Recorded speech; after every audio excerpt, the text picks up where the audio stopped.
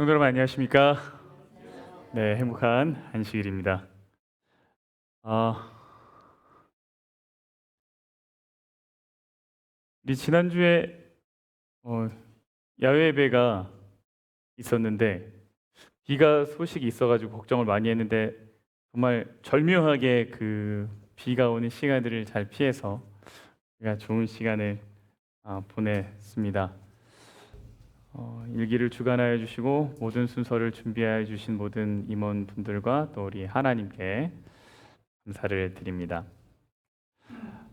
먼저 지난 시간을 정리를 하겠습니다. 지난 시간에 저희가 나눈 말씀은 정의란 무엇인가 이 질문을 좀 나누었습니다. 정의는 단순한 분노가 아니다, 그죠? 감정이 중심이 된 정의는 결국은 피해자를 도구화하고 사실을 왜곡하게 했죠. 막 다른 사람을 막 계속 분노하게 만들고. 그래서 하나님이 빠진 정의는 위선과 실패를 낳는 모습을 우리가 좀 살펴봤습니다. 드디어 오늘 우리는 사사기의 마지막 장에 도착했습니다. 사사기 21장입니다. 제가 사사기를 언제 시작했나 이렇게 찾아봤습니다. 그러니 2024년 6월 첫째 주에 사사기를 시작했더라고요. 그래서 거의 1년 동안 이 책을 또 함께 다루었습니다.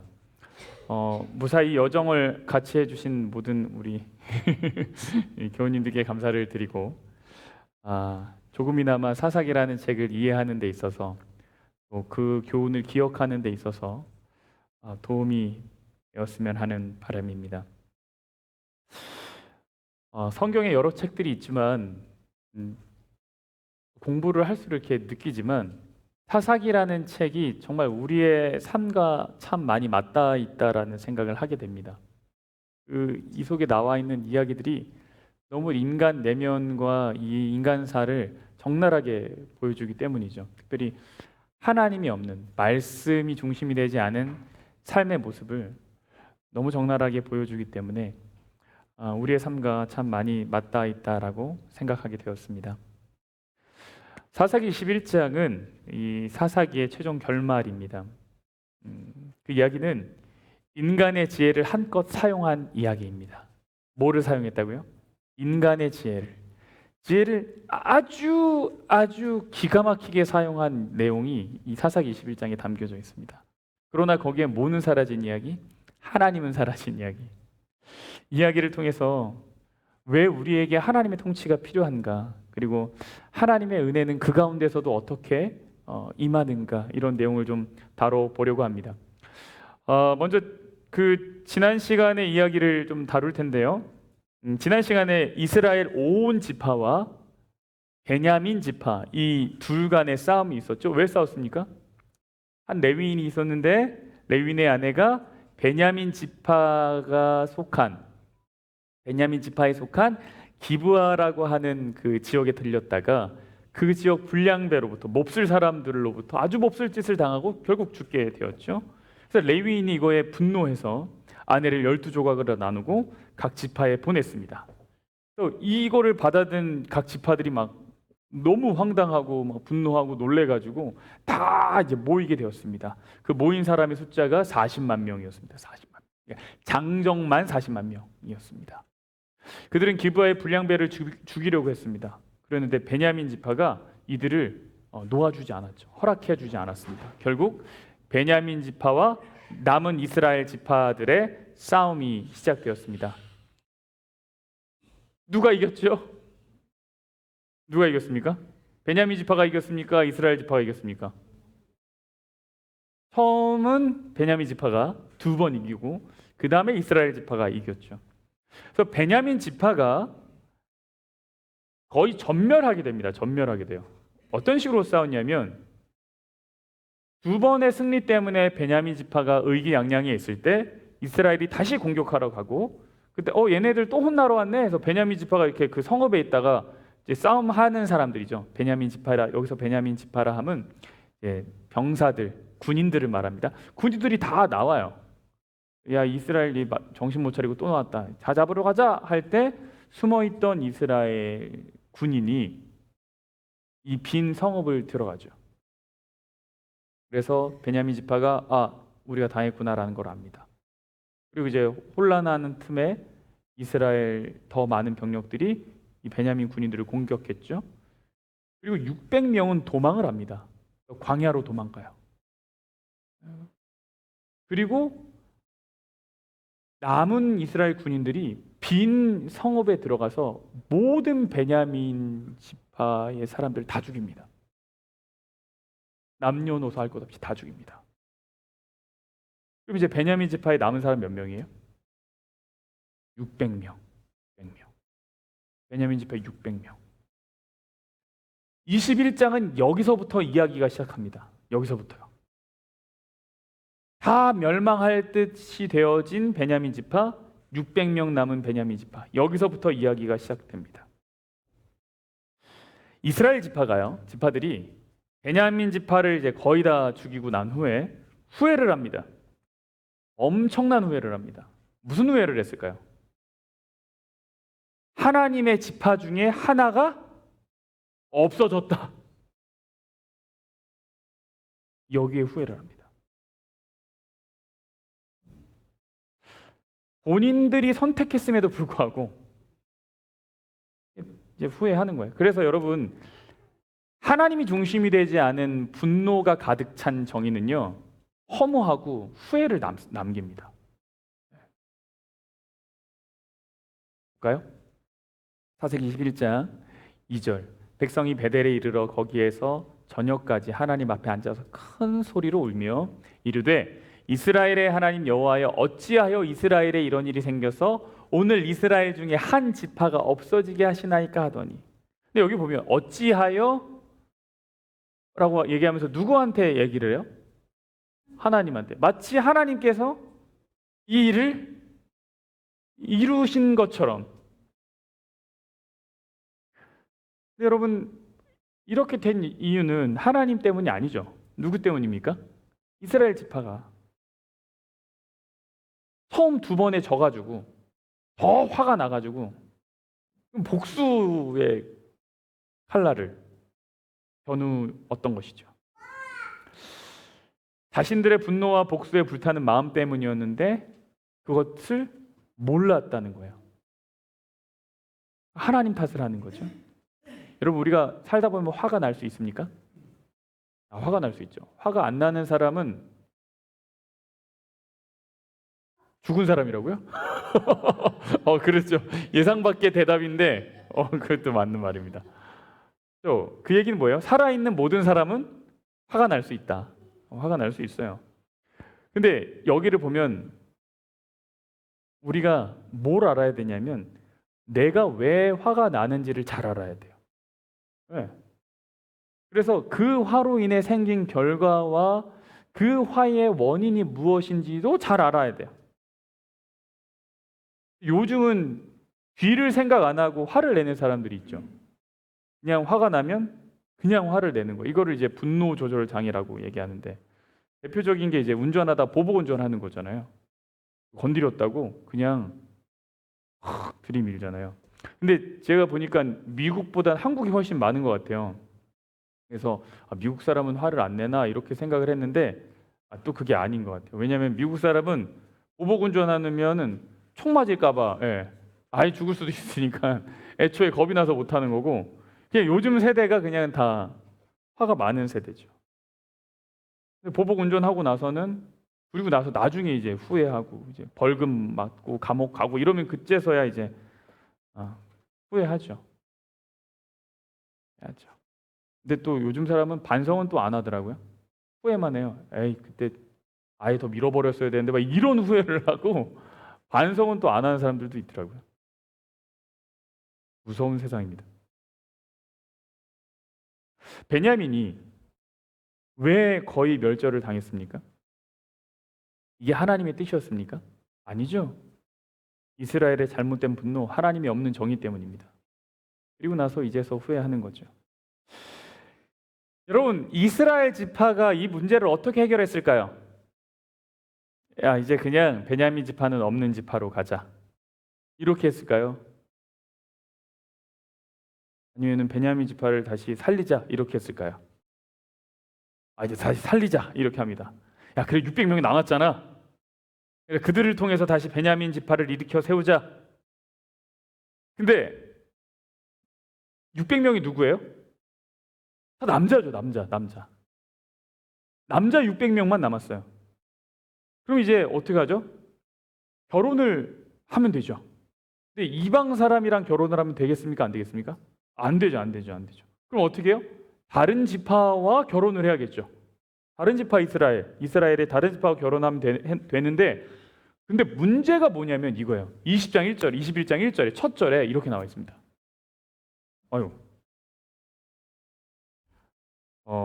1절을 빼먹었네요. 아무도 베냐민 지파에 시집 보내지 말자라고 결정을 해요. 21장 1절에. 야, 베냐민 지파랑은 아무도 시집 보내지 마. 니들. 이렇게 얘기하고 21장 7절에 이제 그걸로 이제 후회하는 거예요. 그 남은 자들에게 우리가 어떻게 하면 아내를 얻게 하리요? 우리가 전에 여호와로 맹세하여 우리의 딸을 그들의 아내로 주지 아니라 하리라 하였도다. 맹세란 게 있어요. 그때 맹세 안 했으면 되는데 맹세를 했기 때문에 못 준다 이거죠. 어떻게 해야 되겠습니까? 이 사람들이요. 머리가 진짜 아주 이상합니다. 어떻게 하냐면 사람들이 그럴 거예요. 야, 그래도 하늘이 무너져도 솟아날 구멍은 있다. 방법이 찾으면 있다 이랬을 텐데 21장 5절에 이렇게 했습니다. 이스라엘 자손이 이르되 이스라엘 온 지파 중에 총회와 함께하여 여호와 앞에 올라오지 아니한 자가 누구냐 하니 이는 그들이 크게 맹세하기를 미스바에 와서 여호와 앞에 이르지 아니하는 자는 반드시 죽일 것이라 하였습니다. 이게 무슨 얘기냐면 처음에 이 일이 터졌을 때 이스라엘 모든 지파가 분노하면서 얘기했어요. 야, 다 모여. 미스바로 다 모여. 그래서 다 모였거든요. 그리고 거기서 맹세를 하는 거예요. 안 온 사람은 다 죽인다. 그리고 거기서 무슨 맹세도 같이 있었던 거냐면 야, 베냐민 지파한테 결혼시키지 마. 그 맹세도 같이 있었던 거죠. 생각한 거예요. 잠깐만. 야, 혹시 우리 중에 그 결혼시키지 말자고 한 맹세에 동참하지 않은 지파가 혹시 있을까? 그러면 걔네는 맹세를 안 했으니까 거기에 있는 사람들을 결혼시키면 되겠네. 기가 막히죠? 그 아이들을 딱 낸 거예요. 찾아보니까 있을까요? 없을까요? 있었죠. 이게 누구냐면 야베스 길르앗 족속입니다. 찾아보니 이스라엘 지파 중 미스바에 올라와서 여호와께 이르지 아니한 자가 누구냐 하고 본즉 야베스 길르앗에서는 한 사람도 총회에 참여하지 아니하였다. 이걸 딱 알아요.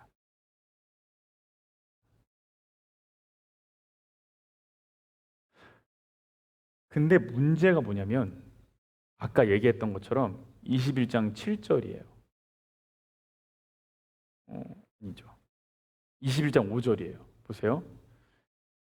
함께 총회에 올라와서 맹세하지 않은 사람들은 다 어떻게 해요? 죽인다 그랬거든요. 20장 10절을 보면 이스라엘 모든 지파 중에서 다 뽑아야 돼요. 100명에 10명, 1000명에 100명, 10,000명에 1000명을 다 뽑아서 우리가 베냐민의 기브아로 가서 그 무리가 이스라엘 중에서 망령된 일을 행한 대로 징계하리라. 여기는 누구가 빠지면 안 돼요? 아무도 빠지면 안 돼요. 모든 이스라엘은 무조건 참여해요. 여기서 빠지면 뭐예요?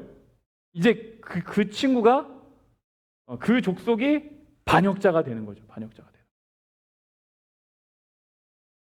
그러니까 어떤 문제가 생겼냐면 맹세하지 않은 사람 중에 결혼을 시키면 될 것 같은데 그 맹세하지 않은 족속들은 또 결국 다 죽여야 되는 일이 발생한 겁니다.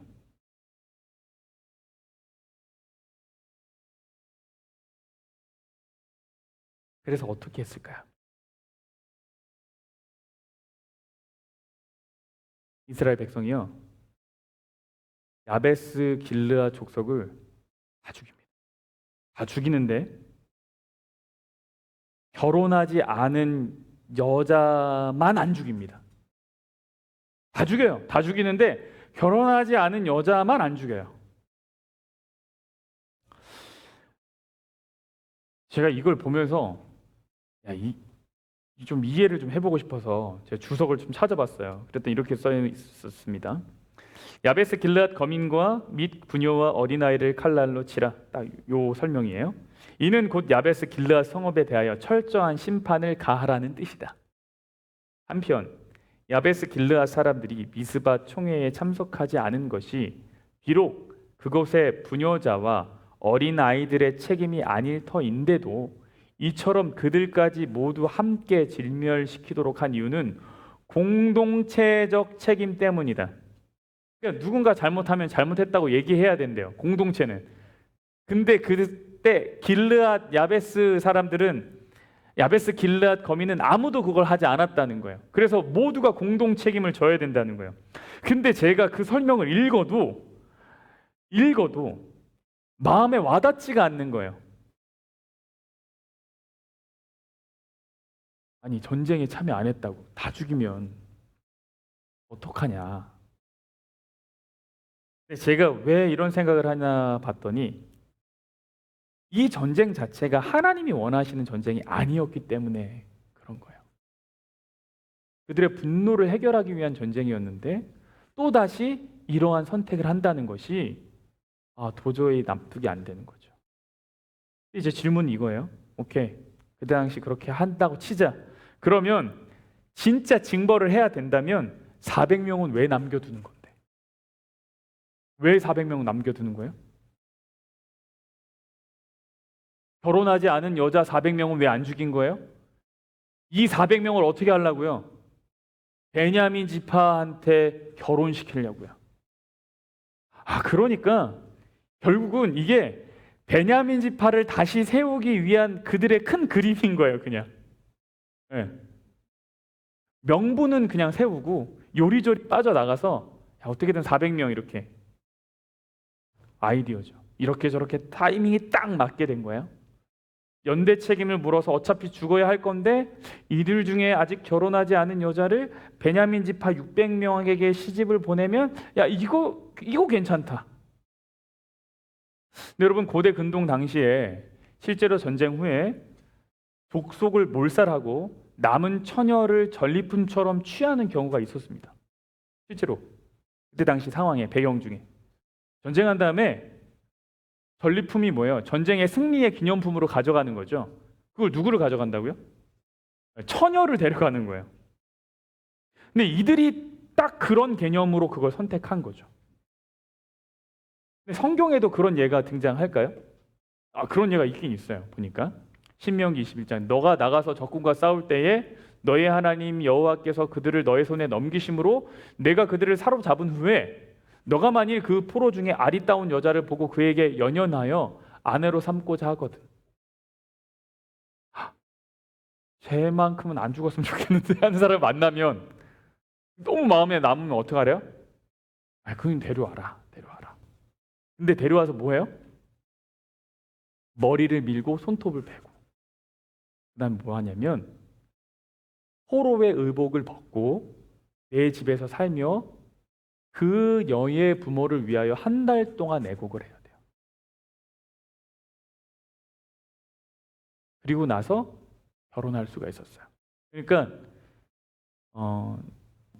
충분한 애곡의 시간과 그 마음을 정리할 시간과 이런 거를, 비록 그때 문화가 그랬다가 할지라도 그런 시간을 성경은 제공해 주라고 얘기해요. 그리고 나중에 뭐라 그러냐면 그 후에 내가 그를 기뻐하지 아니하거든. 살아보니까 아니었어요. 콩깍지가 벗겨졌어요. 그래서 이게 아니었다 이렇게 되면 그의 마음대로 가게 하고 결코 돈을 받고 팔지 말지라. 왜 이렇게 얘기한 거예요? 종이 아니다 이거예요. 너는 그 사람을 전리품으로 데려온 게 아니야. 성경은 뭐라고 그러냐면 너는 그 사람을 한 사람의 영혼으로 데려온 거지. 너가 그녀를 정말 사랑해서 데려온 거지. 그러니까 이게 성경이 말하고자 하는 그것과 고대 근동 문화와의 차이예요. 고대 근동은 진짜 그냥 그때 당시 문화는 그냥 전리품입니다. 물건 취급해요. 하나님 그렇게 하지 말라고 하는 거예요. 근데 지금 이 이스라엘 백성들의 아이디어는 이 하나님의 마음이 담겨져 있는 것이라기보다는 그냥 그때 당시 전쟁할 때 생겼던 문화들과 더 흡사한 거죠.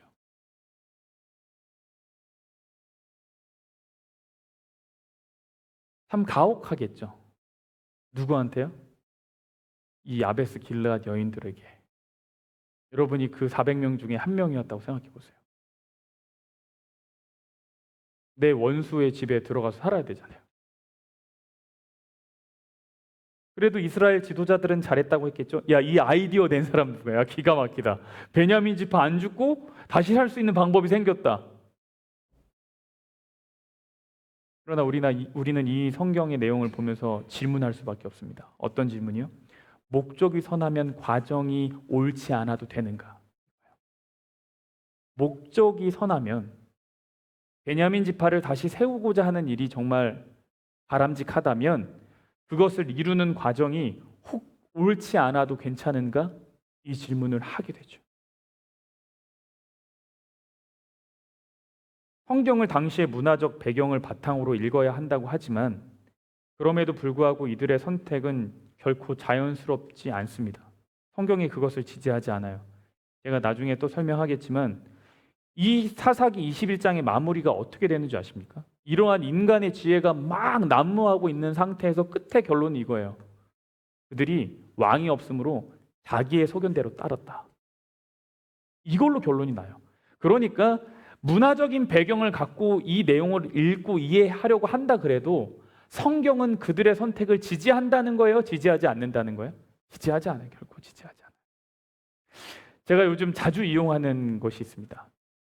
AI, 챗GPT. 얼마 전에도 우리 장로님이랑 이야기하면서 제가 요즘 제가 좀 살 것 같습니다, 장로님. 그러면서 막 얘기를 했는데 이 친구가 얼마나 똑똑한지요. 제가 여러모로 도움을 받습니다. 이 기도 릴레이 하는 것도 사실 이 친구가 아이디어를 준 거예요. 릴레이 기도를 하면 좋겠대요. 그래서 제가 야, 우리는 다 떨어져 사는데 어떻게 그 바통을 넘기면서 릴레이 기도를 하냐. 그랬더니 그러면 이미지를 만들어서 카톡으로 바통을 넘기라는 거예요, 저한테. 그래가지고 야, 그럼 그것도 괜찮은 아이디어다. 제가 이렇게 생각을 한 거예요. 제가 창조 탐사 세미나를 준비하면서도 이 친구가 도움을 많이 받아요. 특별히 순서를 기획하는 데 있어서 야, 정말 와 하는 아이디어. 야, 진짜 이거 아이디어 좋다. 저는 그걸 생각하려면 이것도 찾아보고 저것도 찾아보고 이 사람은 어떻게 했나 찾아보고 저기다 물어보고 그리고 고민하고 그래서 오랜 시간이 걸쳐져서 나올 게 이 친구한테 물어보니까 1분 만에 딱 나오는 거예요. 뭘 물어봤냐면 우리가 금요일 저녁에 별을 본다. 근데 이날 혹시 어린아이들도 오게 될 것 같아서 어린아이를 위한 순서를 좀 하고자 한다. 1시간 정도로 순서를 짜려고 하는데 어떻게 하면 좋겠냐. 이 친구가 이제 내가 뭘 하려고 하는지 다 사전에 알고 있습니다. 나는 재림교회 목사고 창조 세미나를 하고 어떤 프로그램을 하고 다 알고 있어요. 근데 질문을 했더니 이 친구가 별에 대한 이야기를 해주고 어떻게 해주고 어떤 성경절을 쓰고 이런 거 알려준 다음에 만들기랑 활동, 이제 크래프트 하는 거랑 그 다음에 약간 게임 아이디어를 좀 달라 그랬더니 이 친구가 별자리 그림 만들기를 하라는 거예요. 그래서 먼저 선생님이 별자리를 알려주는 거죠. 이거는 무슨 별자리고 이건 무슨 별자리라고. 여러분은 어떤 별자리가 제일 좋아요? 선생님 저는 이게 좋아요. 그럼 그래요? 그럼 우리 그 별자리를 한번 그려볼까요? 우리 검은색 도화지를 주래요. 그리고 그림을 그리는데 검은색 도화지니까 하얀색 펜이 필요할 거잖아요. 근데 이 친구가 뭐라 그러는지 아세요? 야광별도 좋은 아이디어입니다. 이런 스티커. 야광 스티커 별을 검은색 도화지에 붙이는 거죠. 그리고 밤에 불을 꺼보세요. 그러면 이제 별자리, 자기 만든 별자리가 나오는 거예요. 똑똑하죠? 제가 보면서 야, 이 아이디어 좋은데? 그리고 나서는 야, 그럼 이제 게임을 해야 되는데 어떤 게임을 하면 되겠냐? 야, 어린애들이니까요. 중학생 아니고 미취학 아이들이에요. 그러니까 이제 사실 제가 염두에 뒀던 거는 어린 아이들, 학교 안 다니는 아이들, 요 아이들이 오면은 뭘 할 수 있을까? 이걸 고민한 건데 이 친구가 뭐라 그러냐면 별 모양 종이를 막 준비를 해서 바닥에다가 뿌리래요. 그리고 옆에다가 막 바구니를 두래요. 그리고 이제 말하는 거야. 친구들, 하나님이 만든 별이 바닥에 떨어졌네요. 우리 다 같이 별을 주워볼까요? 이렇게. 애들이 어떻게 하는 거야? 막 돌아다니면서 별을 찾아서 이제 주워가지고 이렇게 바구니에 담는 거죠. 뭐라고 하는지 아십니까? 신나는 음악도 틀어주래요. 똑똑하죠? 아이디어가 좋죠? 제가 막 감탄을 하는 거죠. 야, 좋은 아이디어다. 너무 좋다. 근데 여러분, 거기에 하나님이 없을 수 있죠. 일단 그의 아이디어에는 하나님은 없죠, 사실. 하나님이라는 존재를 그가 이 AI라는 이 시스템이, 이 인공지능이 수많은 인간들의 대화와 가르침을 통해서 이 AI는 종교를 가지고 있지 않지만 종교성이 무엇인지, 종교적인 게 무엇인지에 대한 이해는 있죠. 그래서 거기에 대해서 하나님의 존재에 대한 이야기를 하고 아이디어를 주긴 하지만, 그러나 그가 제시해 준 그것이 하나님이 계신 것 아니죠. 하나님이 없을 수 있어요. 좋은 아이디어지만 하나님이 없을 수 있어요. 내가 그 일을 위해서 기도하지 않으면요, 하나님 없는 거죠. 내가 그 일에 관심 두지 않으면 하나님 없는 거죠. 내가 그 일에 헌신하지 않으면 그것이 아무리 좋은 아이디어라고 할지라도 하나님이 없는 거죠. 여러분, 나 대신 AI가 기도문 써줘요. 대림교의 사상을 바탕으로 엘렌 화이트의 코테이션이 들어가게, 은혜와 심판의 내용이 적절하게 섞인 기도문을 써주라. 6줄로. 그럼 6줄 써준다고요. 근데 그 기도가 내 기도는 아니죠. 내 기도가 되기 위해서는 내가 해야 될 게 있어요. 제가 여러분 생각했어요. AI 시대는 어떤 시대인가? 좋은 아이디어가 필요한 시대가 아니라 성령이 필요한 시대가 AI 시대입니다. 하나님의 원칙이 필요한 시대가 AI 시대예요. 성령으로 그 아이디어를 활용하고 이끌어 나가는 시대가 되어야 되는 거죠. 그래서 여러분, AI 시대는 여러분의 시대예요. 왜요? 모든 사람들이 아이디어 할 때 우리는 뭘 얘기하는 거예요? 성령 하나님을 이야기하기 때문에.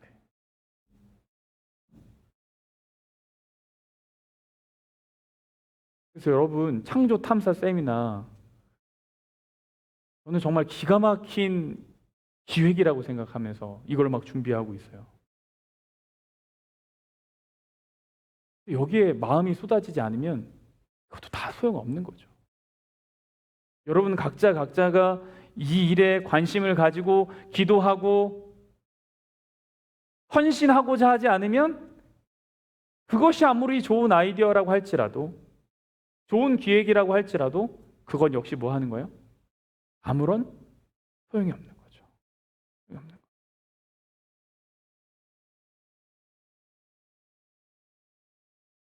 두 번째 우리가 할 수 있는 질문은 이것입니다.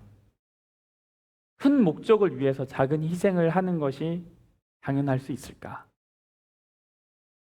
이스라엘 지도자들에게 베냐민 지파를 다시 살리는 것이 야베스 길르앗 사람들을 지키는 것보다 훨씬 더 중요한 일이었던 건 분명한 것 같습니다. 그들의 선택을 보면 그렇죠. 그러지 않고서는 이런 생각을 하기가 어려웠겠죠. 여러분, 대의를 위해서 희생이 필요합니까? 작은 사람의 희생이 필요합니까? 이 말을 많이 들으셨죠? 그리고 실제로도 보셨고, 때로는 우리가 사용하고, 작은 자의 실족은 우리는 어떻게 다루어야 할 것인가? 이건 우리에게 굉장히 중요한 문제가 돼야 됩니다. 때로는 정말 어떤 큰 일을 위해서 작은 의견들과 결정들이 이렇게 뒤로 물러져 갈 수밖에 없죠. 왜냐하면 성경도 그렇게 역사가 진행이 됐고, 우리 교회가 추구하고 있는 행정법도 또한 그렇습니다. 그렇죠? 다수결에 의한 원칙. 그렇죠? 그럼에도 실족하지 않도록 하는 것은 중요한 일입니다. 예수님이 이렇게 말씀하셨죠? 누구든지 나를 믿는 이 작은 자 중 하나를 실족하게 하면 차라리 연자맷돌이 그 목에 달려서 깊은 바다에 빠뜨려지는 것이 나으니라. 이렇게.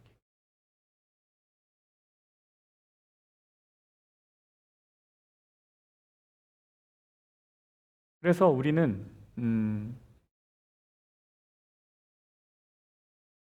대의를 위한 희생을 감수하는 걸 너무 당연하게 여기는 것에 대해서 경계해야 합니다. 경계합니다. 이러면 이제 좀 문제가 해결됐으면 좋겠는데 아직 문제가 남아 있습니다. 어떤 문제가 남았을까요?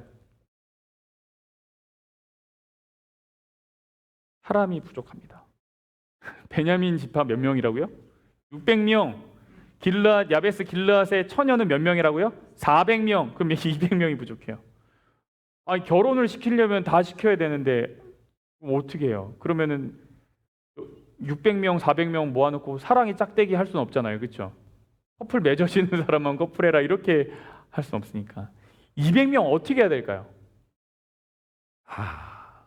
진짜 이 인간의 아이디어란 정말 어떻게 하는지 아십니까?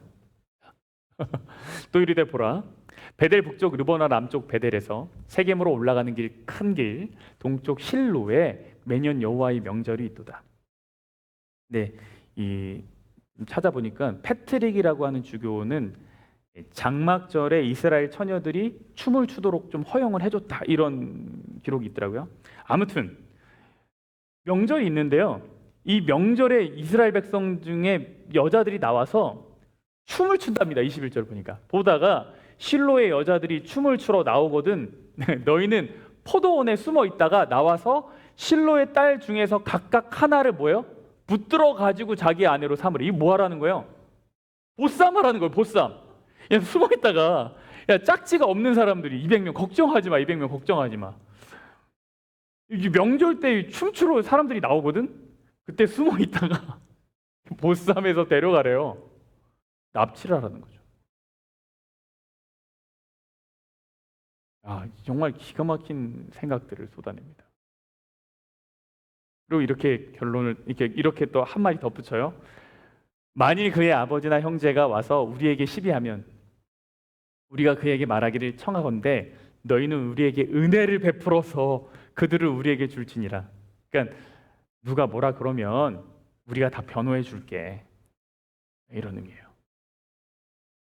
어떻게 베냐민 지파 죽이냐? 너희가 좀 희생하고 이렇게 좀 은혜를 베풀어 가지고 너희 딸이 이렇게 잘 살면 그것도 좋잖아.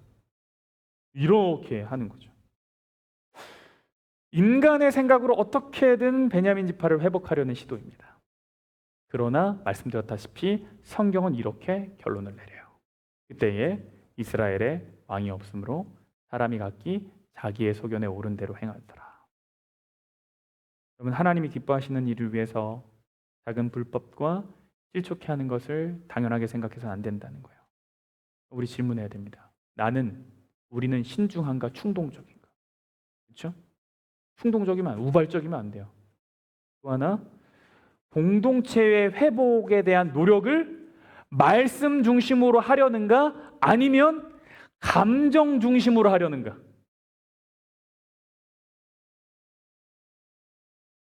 사사기 21장을 읽으면서 분명하게 다시 확인하는 것은 뭐냐면 우리의 사역은 감정 중심의 사역이 아니라 말씀 중심의 사역이 되어야 된다는 거예요.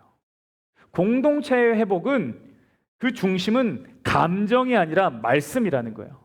물론 감정을 다루는 일은 중요하죠. 그러나 말씀이 중심이 되지 않으면 흩어지고 무너지고 편법을 선택하게 되죠. 사사기는 이렇게 끝이 납니다. 비극적이고요. 희망이 없이 끝이 나죠.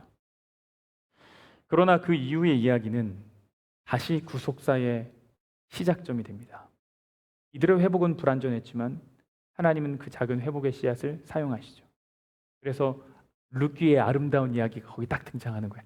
야, 사사기 시대가 다 그런 거 같지? 근데 이런 사람도 있어. 그리고 사사 시대에 있던 룻기 이야기를 다 꺼내주죠. 그리고 그 이후에 마지막 사사를 딱 등장시킵니다. 그게 누구예요? 사무엘이죠. 사무엘. 제가 베냐민 지파의 이후가 너무 궁금한 거예요. 과연 베냐민 지파는 어떻게 됐을까? 어떻게 됐을까? 사무엘상 9장 21절에 한 사람이 이렇게 얘기합니다. 사울이 대답하여 이르되 나는 이스라엘 지파의 가장 작은 지파 뭐래요? 베냐민 사람이 아니니. 알고 봤더니 사울 왕이 베냐민 지파 사람이에요. 물론 이후에 사울이 그릇된 선택을 하긴 했지만 하나님이 지정하시고 선택하셨던, 기대하셨던 사람은 베냐민 지파에서 나왔어요. 분열 왕국 시대 때요, 남방 유다와 북방 이스라엘이 나눠지거든요. 나쁜 왕들은 다 어디 있습니까, 여러분? 다 북방 이스라엘이 있죠. 그 좋은 왕이랑 이 선지자들 활동하고 막 했던 데는 어디예요? 남방 유다죠. 베냐민은 어디 속하게 해요? 남방 유다입니다. 르호보암이 예루살렘에 이르러 유다 온 족속과 베냐민 지파를 모으니 이제 르호보암이 남방 유다 1대 왕인데 그때 베냐민 지파 여기 속합니다. 그리고 로마서 11장 1절입니다. 그러므로 내가 말하노니 하나님이 자기 백성을 버리셨느냐? 그럴 수 없느니라. 나도 이스라엘이니요 아브라함의 씨에서 난 자요. 뭐래요? 누구예요? 사도 바울이. 사도 바울이 베냐민 지파 출신이죠. 여러분 이것을 보면서 이렇게 혹시 생각하셨습니까? 아, 역시 어떻게든 인간적인 생각이 통하긴 한다. 이거 어떻게든 살려만 놓으면 이거는 된다. 그때 이스라엘 지도자들이 그런 선택을 안 했으면 어쩔 뻔했어. 이런 생각 혹시 드십니까? 여러분, 이 은혜는요, 이스라엘 지도자들 그 생각을 꾀를 짜낸 이스라엘 지도자들을 위한 은혜가 아니라 그러한 배경을 갖고 살아가게 된 베냐민 지파를 위한 은혜라는 걸 기억하십시오. 그 은혜는 그런 불완전한 회복으로 원치 않은 상황 속에서 어쩔 수 없이 새로운 시작을 하게 되는 그 베냐민 지파에 하나님이 주셨던 은혜의 결과라는 거예요. 인간의 생각을 어떻게든 하나님이 쓰셨다라는 그런 관점이 아니라 처음에 회복의 과정이 얼마나 처참했을까요? 야베스 길앗 여인들이 얼마나 속상했겠어요. 그런데 하나님은 그 가운데서 일하고 계셨던 거예요. 그 아픈 마음을 가지고 있는 사람들을 위해서 그들이 수치를 당하지 않도록 일하고 계신 거죠. 남은 자로 살아가는 데 있어서 절망하지 않도록 하게 하신 위함이에요. 여러분,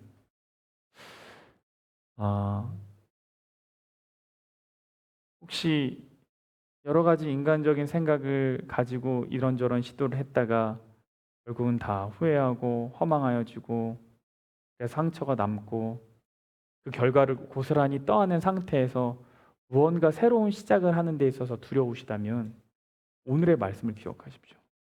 하나님은 거기에서부터 다시 새로운 무언가를 시작하시길 원하세요. 남은 자를 위한 은혜가 있어요.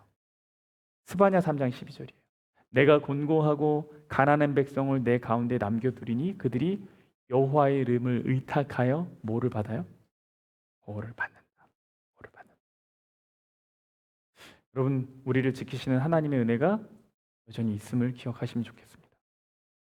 완전하지 않은 그 회복 가운데 남겨진 하나님의 은혜가 있음을 기억하십시오.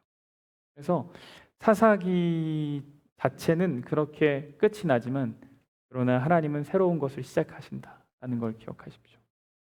오늘의 말씀을 좀 정리합니다. 우리는 말씀 중심의 회복을 위한 남은 무리가 되면 좋겠다라는 말씀도 드립니다. 한 주 동안 회복의 방법을 어떻게 선택하실까 잘 고민하십시오. 그래서 인간적인 생각이 막 떠오를 때 하나님 이게 정말 좋은 방법일까요? 하나님이 원하시는 방법일까요? 이 일을 위해서 제가 희생해야 될 것이 있습니까? 물어보시고 그것을 감당할 수 있는 힘도 주십시오 라고 기도하시는 믿음의 모든 가족들 되게 간절히 바라면서 말씀을 줄이겠습니다. 지금